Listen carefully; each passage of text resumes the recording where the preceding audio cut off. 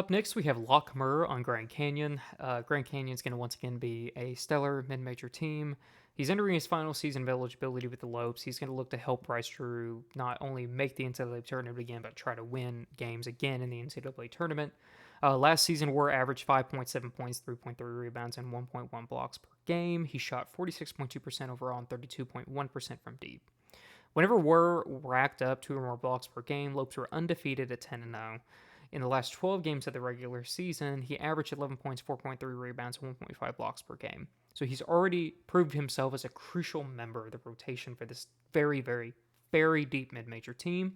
And he's going to look to continue that again this season and really be a key piece for Bryce Drew's success at Grand Canyon. Next up, we have Sheldon Edwards from Loyola Chicago. He's another fifth-year senior. He's looking to help his team reach the NCAA tournament. The Ramblers last season kind of surprised people in the A10, and they're going to be looking to not only surprise people, but try to make the NCAA tournament this season. Edwards last year averaged 6 points, 2.1 rebounds on 40% shooting and 40.2% shooting from beyond the arc. Ramblers were undefeated at 5-0 whenever he scored double-digit points. He can light it up from deep. He had a 27-point performance against George Mason on 6 of 10 shooting from beyond the arc. He's really a good just glue guy. He can kind of give you an offensive spark off the bench, and that's exactly what you need on a deep team like Loyola Chicago. If you missed out on that, go to our Substack. We wrote a very in-depth article about Loyola Chicago in their off-season thus far, and Sheldon Edwards is going to be a key piece for this team that has the potential to do something special in the A10 this season. Next up, we have Elijah Jones from the College of Charleston. This is going to be a fun team to watch this year. Chris Mack's the new head coach. Love Chris Mack. I think he's going to do a great job here.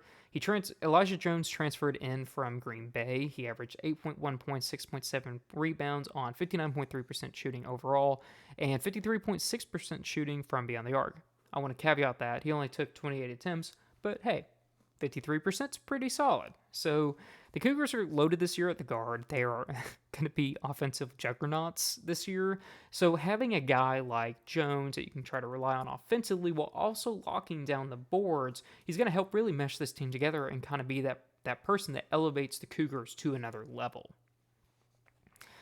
So next up, I apologize in advance. I'm absolutely going to brutally murder this name, but it is Ndwebo Newbury on San Francisco. I don't know, maybe I nailed that. Probably didn't. But this is one of the deepest San Francisco teams in recent history, and Newbury's get the perfect glue guy. Last season for the Dons, he averaged 9.4 points, 3.7 rebounds, 1.7 assists, and 1.1 blocks per game.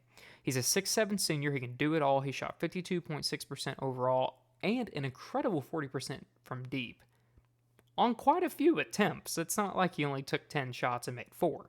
So the Dons were 12-2 last season whenever he scored double-digit points. So when he's on, the Dons win, and San Francisco is looking to cause some damage this season in a very, very, very good WCC. So look for Newbury to kind of be that glue guy for the Dons this year. Up next, we have Eric Mulder on Purdue Fort Wayne. I'm pumped for the Mastodons here. They are looking like the team to beat this year in the Horizon League. Ken Palm just released the other day as well, and the Mastodons were picked as the favorites in that conference. I also agree with that. I think the Mastodons are looking like the team to beat on paper at least, and really Mulder's going to be the glue guy for this team. He averaged 6.4 points, 7.4 rebounds, 1 block, and 1.3 steals per game. He's a 6'8 junior. He kind of does it all. I had some ridiculous stat lines. He had 10 points, 15 rebounds, 3 steals, and 1 block against Tarleton State in the CIT last season. They were 5-1 whenever he racked up double-digit rebounds. He's going to be a big piece for success this season if he is on Purdue. Fort Wayne is a better team. Coming up next, we have Chase Cormier from Wofford. The SoCon's once again going to be one of the best mid-major conferences to watch this season. The Terriers are a pretty well-constructed team, and Chase has the opportunity to really help his team this season. Last season, he averaged 7.1 points, 1.8 rebounds, and 1 assist per game. He shot 48.3% overall and 50% from beyond the arc. He can light it up from 3, and he's really just a spark off the bench, and that's what makes teams better, is when you can pull someone off the bench and really rely on them to come in, make an impact, and make other teams sweat, because that's how you win ball games. Up next, we have Nick Boyd on San Diego State. San Diego State is once again looking to be a top 25 team. They are not preseason top 25, but I think they have the potential to get there, no doubt.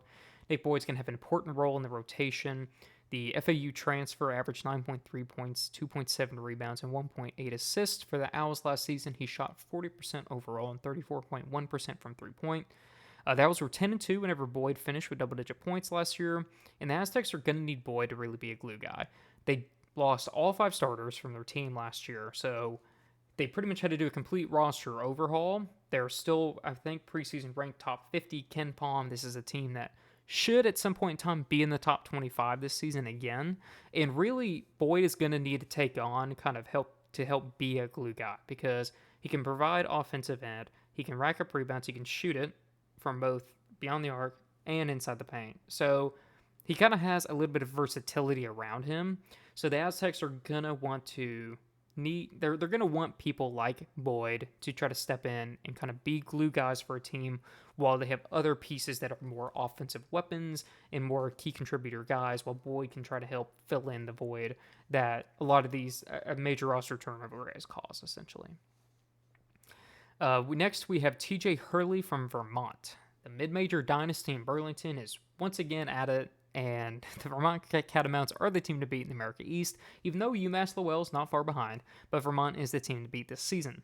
TJ Hurley is going to be a large contributor on this team. Last season, he averaged 7.4 points, 2.7 rebounds on 43.3% shooting and 36.8% from three-point. The Catamounts were 8-2 and Hurley finished with double-digit points last year, and he's going to be a big offensive spark again this season.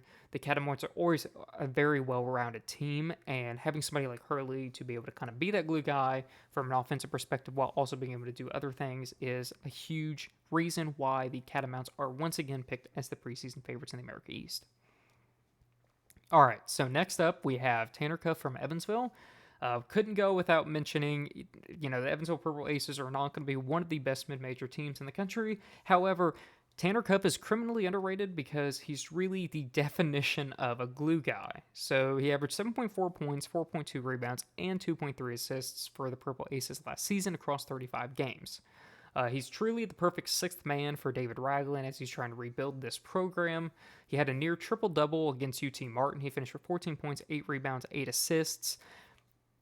He's oversized guard essentially, but he can rack up the boards, he can block shots, he can rack up steals, he can rack up assists, and he can score.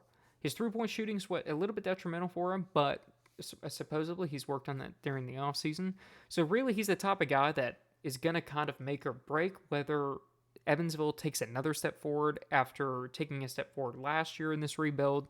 So look for Tanner Cuff to really be a key reason for the Aces' success underneath David Ragland if he can once again contribute at this level and develop even further as now a senior in the program.